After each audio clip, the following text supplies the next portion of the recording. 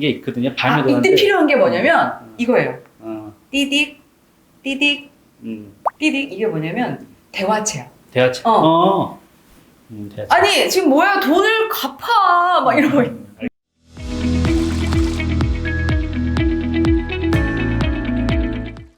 저는 네. 다니쌤의 유튜브를 볼 때 네. 돈도 많이 받았어요. 정말 받고 네. 또 편안하고. 근데 이런 얘기도 될까? 해주세요. 저는 지적을 되게 좋아하는 사람이에요. 너무 담백한 요리 있잖아요. 이게 간을 안 한 이런 담백한 음식이 오래 먹을 수는 있긴 한데 가끔 가다 보면 이렇게 자극적인 음식을 먹고 싶을 때가 있단 말이에요. 그러니까 좀 졸리고 지루하고 그럴 수 있다는. 제가 얘기한 거 아닙니다, 여러분. 네. 조금 지루할 수 있는 요소들이 사실 있어요. 어떻게 돼? 저도 그걸 알아요. 그래서 저의 가장 큰 단점 중에 하나가 오래 들으면 졸리다. 네.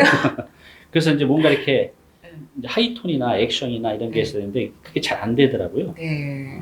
어떻게 하면 이걸 좀 더 이렇게 아주 맛있는 요리로 만들 수 있을까요?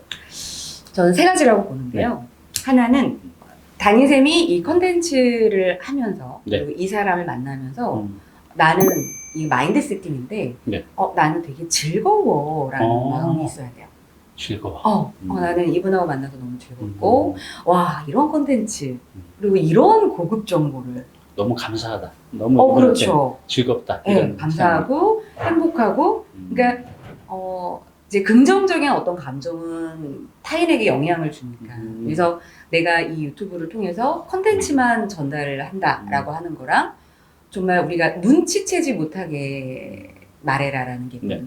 그러니까 내가 말을 하는데 컨텐츠도 얻어갔는데 나는 다니쌤을 만나면 너무 즐거워. 이런 게 이제 눈치채지 못하게 하는 포인트예요. 네. 한번 좀 오버해 보실까요? 자, 스탠바이.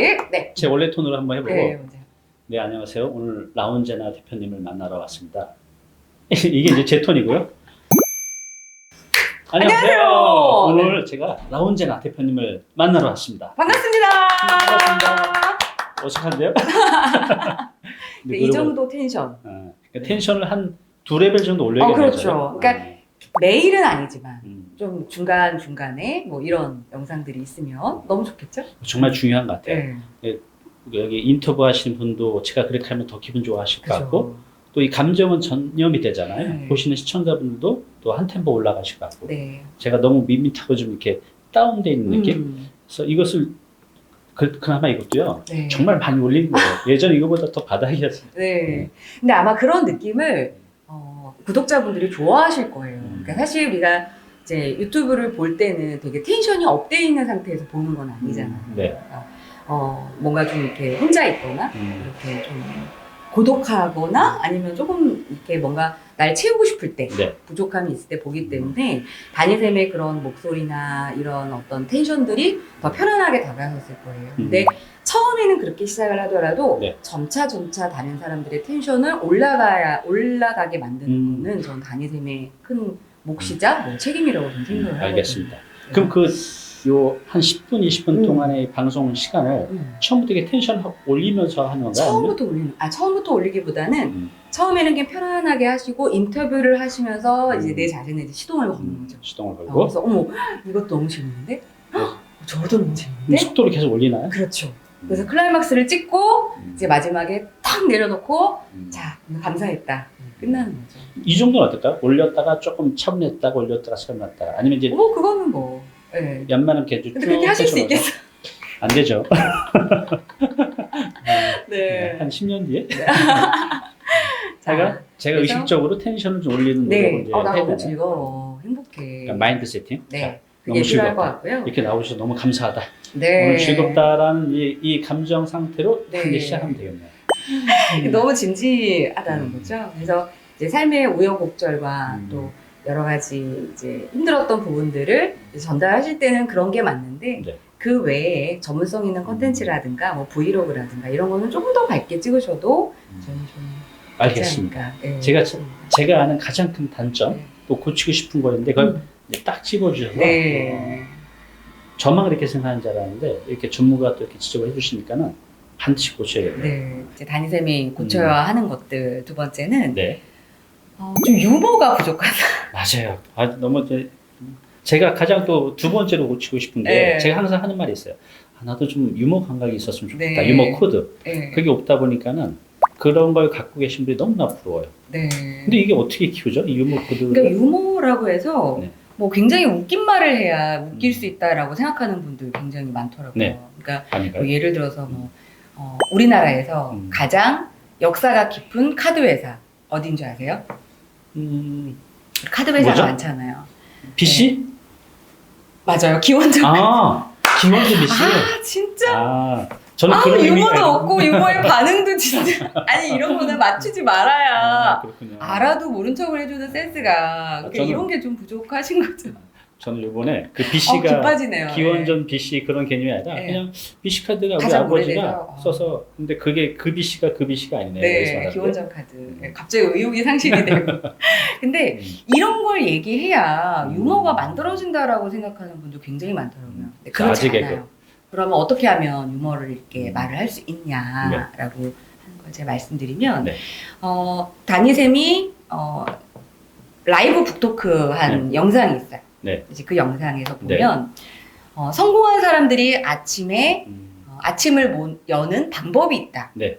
말씀을 드렸고 거기에 나오는 이 방법 5가지 5가지가 있더라고요. 첫 번째가 잠자리를 정리하는 거, 두 번째가 명상, 세 번째가 의미 있는 한 동작을 반복하는 거, 그 다음에 차 마시기, 그 다음에 마지막으로 아침 일기 쓰기. 이거 너무 간단하지 않아요? 이러면 사람들이 웃을 수 있는 타이밍을 굉장히 놓치는 거예요. 어떻게 웃길 수 있을까요? 그거? 앞에 말한 그 5가지가 네. 되게 쉬운 거예요? 어려운 거예요? 쉬운 거죠. 쉬운 거세요? 저한테 일반인들한테 저한테는 하고 있는 게 쉬운데 일반인한테는 어렵죠 너무. 어렵죠? 네. 그럼 사람들은 이걸 듣고 한 가지도 어렵다. 아침자리 정리하기, 뭐 명상하기, 뭐 이런 거 어려운데 갑자기 다니쌤이 이런 거 너무 쉽지 않아요? 이러면 성공하는 거예요? 이러면 아까 허탈한 거예요. 그렇구나. 근데 이럴 때 이런 거 누가 몰라요? 아니면 이런 거 하나도 하기 힘들어요. 아니 이걸 뭐 5가지나 다 해? 이렇게 만약에 상대방의 마음을 이렇게 알아봐 줬다라면 아마 이렇게 유튜브를 보시는 분들이 웃었을 거예요. 맞아. 제가 그러니까- 좀 부족했네요. 그렇죠. 그러니까 이야기를 하면서 상대방이 가질 수 있는 어떤 생각, 상대방이 혼자 떠오르는 감정을 내가 살짝 긁어줘서 말로 해주잖아요. 그럼 사람들은 약간 들켰다 생각해서 씩 웃어요. 그런 유머 코드 네. 그 정도만 해도 되는 거예요? 그 정도만 해도 되는 거죠. 저는 막 상대방 막 웃겨야 된다는 그런 생각이. 그거는 이제 코미디나 개그맨. 저 그렇게 생각했었어요. 유머 코드에서 이 정도 네. 상대방의 생각, 감정, 공감 뭐 이런 네. 것들을 살짝 읽어주는 거. 네. 알겠습니다. 그러니까 오늘 제가 지난번에 그 우리 다니쌤 TV에 나왔잖아요. 네. 그래서 이제 댓글에 네. 제가 나온 영상을 보고 댓글에 어떤 분이 최고의 댓글을 남겨줬더라고요. 그래 뭐죠? 욕을 먹을 것 같은데 네. 최지호를 적어보면 근데 저는 정말 그렇게 생각하지 않아요. 근데 네.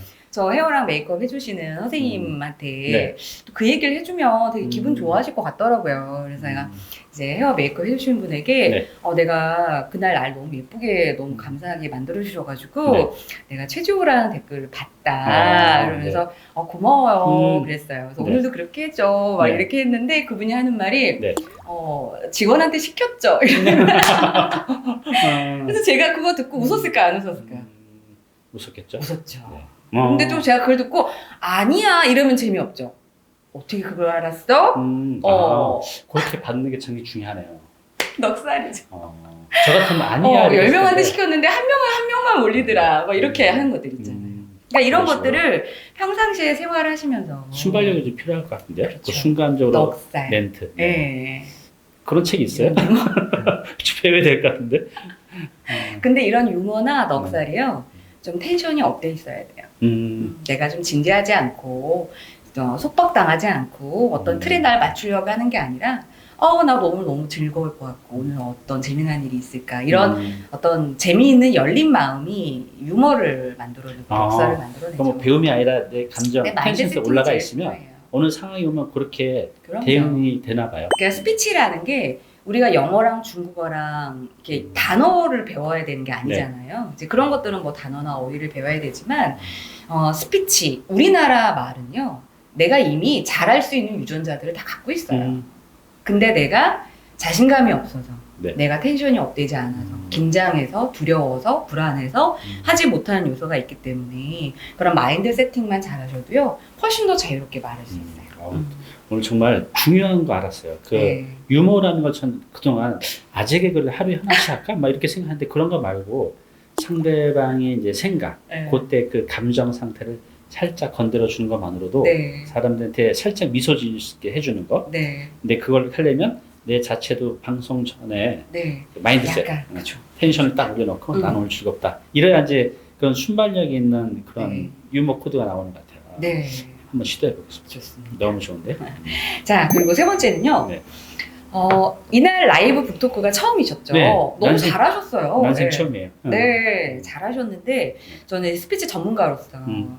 어떻게 하시는지 논리적인 구성력을 먼저 봤단 말이에요. 네. 그래서 북토크라면 우리가 이제 얘기를 할 때 기승전결이 있겠죠. 이제 서론, 본론, 결론이 있는데 네. 서론은 네. 사람들한테 관심을 유발해야 하는 단계예요.